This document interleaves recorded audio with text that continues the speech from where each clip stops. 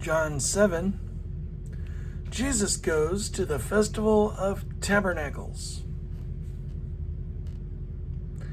After this, Jesus went around in Galilee. He did not want to go about in Judea because the Jewish leaders there were looking for a way to kill him. But when the Jewish Festival of Tabernacles was near, Jesus' brothers said to him, "Leave Galilee and go to Judea, so that your disciples there may see the works you do. No one who wants to become a public figure acts in secret. Since you are doing these things, show yourself to the world." For even his own brothers did not believe in him. Even his own brothers. Therefore, Jesus told them, "My time is not yet here. My time is not yet here. For you, any time will do.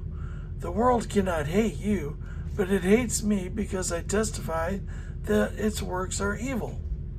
You go to the festival. I am not going up to this festival because my time has not yet fully come." After he said this, he stayed in Galilee. However, after his brothers had left for the festival, he went also, not publicly, but in secret. Now at the festival, the Jewish leaders were watching for Jesus and asking, "Where is he?" Among the crowds, there was widespread whispering about him. Some said he is a good man. Others replied, "No, he deceives the people." But no one would say anything publicly about him for fear of the leaders. Jesus teaches at the festival. Not until halfway through the festival did Jesus go up to the temple courts and begin to teach. The Jews there were amazed and asked, "How did this man get such learning without having been taught?" Jesus answered, "My teaching is not my own. It comes from the one who sent me. Anyone who chooses to do the will of God will find out whether my teaching comes from God or whether I speak on my own. Whoever speaks on their own does so to gain personal glory, but he who seeks the glory of the one who sent him is a man of truth. There is nothing false about him. Has not Moses given you the law? Yet not one of you keeps the law. Why are you trying to kill me?" "You are demon-possessed," the crowd answered. "Who is trying to kill you?" Jesus said to them, "I did one miracle, and you are all amazed. Yet because Moses gave you circumcision, though actually it did not come from Moses, but from the patriarchs, you circumcise a boy on the Sabbath. Now if a boy can be circumcised on the Sabbath so that the law of Moses may not be broken, why are you angry with me for healing a man's whole body on the Sabbath? Stop judging by mere appearances, but instead judge correctly." Division over who Jesus is. At that point, some of the people of Jerusalem began to ask, Isn't this the man they are trying to kill? Here he is speaking publicly, and they are not saying a word to him. Have the authorities really concluded that he is the Messiah? But we know where this man is from. When the Messiah comes, no one will know where he is from. Then Jesus, still teaching on the temple courts, cried out, "Yes, you know me.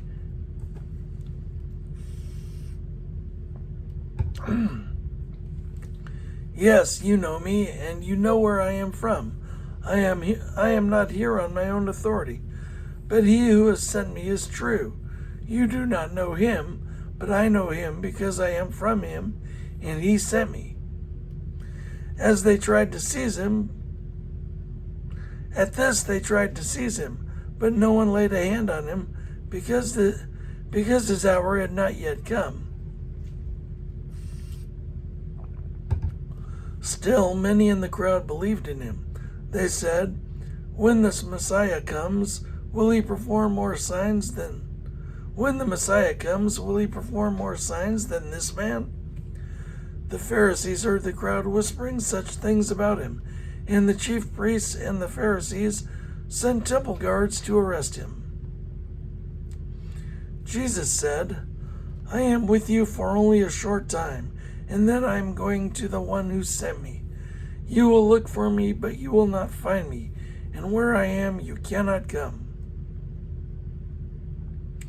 The Jews said to one another, "Where does this man intend to go that we cannot find him?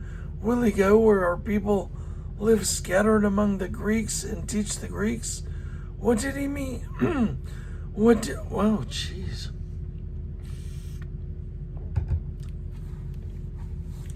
What did he mean when he said, "You will look for me, but you will not find me, and where I am you cannot come"? On the last day and greatest day of the festival, Jesus stood and said in a loud voice, "Let anyone who is thirsty come to me and drink. Whoever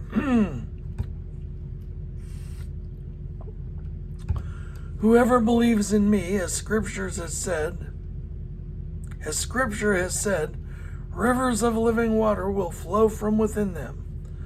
By this he meant the Spirit, whom those who believed in him were later to receive. Up to that time, the Spirit had not been given, since Jesus had not yet been glorified. On hearing his words, some of the people said, "Surely this man is the prophet." Others said, "He is the Messiah." Still others asked, How can the Messiah come from Galilee? Does not Scripture say that the Messiah will come from David's descendants and from Bethlehem, the town where David lived?" Thus the people were divided because of Jesus. Some wanted to seize him, but no one laid a hand on him. Unbelief of the Jewish leaders. Finally, the temple guards went back to the chief priests and the Pharisees, who asked him, "Why didn't you bring him in?" "No one ever spoke the way this man does," the guards replied. "You mean he has deceived you also?" the Pharisees retorted. Have any of the rulers or of the Pharisees believed in him? No, but this mob that knows nothing of the law, there is a curse on them. Nicodemus, who had gone to Jesus earlier and who was one of their own number, asked, "Does our law condemn a man without first hearing him to find out what Does our law condemn a man without first hearing him to find out what he has been doing?" They replied, "Are you from Galilee too? Look into it Are you from Galilee too? Look into it, and you will find that a prophet does not come out of Galilee." The earliest manuscripts and many other ancient witnesses do not have John 7:53 through 8:11.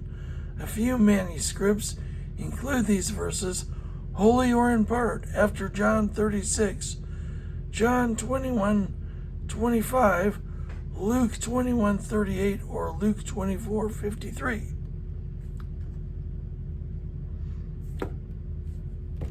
John 7:53.